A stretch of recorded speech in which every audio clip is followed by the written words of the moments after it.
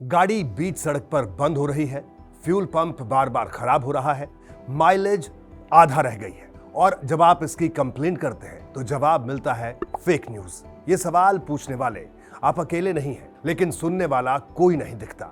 देश में इस वक्त E20 पेट्रोल को लेकर कुछ ऐसा ही हो रहा है। 1 अप्रैल 2026 से देश भर में E20 यानी 20% एथेनॉल मिला हुआ पेट्रोल मैंडेटरी कर दिया गया है।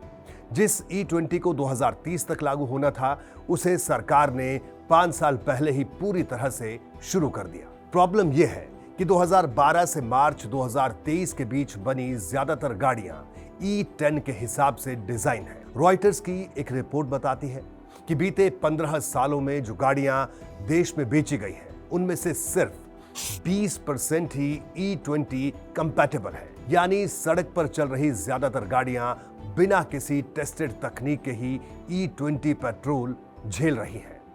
जर्मनी जैसे ऑटोमोबाइल के दिग्गज जहां अपने देश में अभी भी E10 के लेवल पर है, तो वहीं ब्राजील की अगर बात करें तो यहां पर ज्यादातर गाड़ियां E20 पेट्रोल को संभाल सकती हैं, क्योंकि वो डिजाइन इस तरह से हुई है। लेकिन भारत में यह कदम बिना किसी ठोस तैयारी के जल्दबाजी में उठाया गया लगता है। E20 को लेकर असली दिक्कत पॉलिसी में नहीं है, बल्कि ट्रांसपेरेंसी में नजर आती है। किसी भी बड़े बदलाव को लागू करने से पहले पब्लिक कैंपेन, ओपिनियन और क्लियर लेबलिंग जरूरी होती है, लेकिन यहां ना तो ऑप्शन दिखता है और ना ही क्लैरिटी। यह मानना बेहद मुश्किल है कि हजारों की संख्या में लोगों को धोखा हुआ है।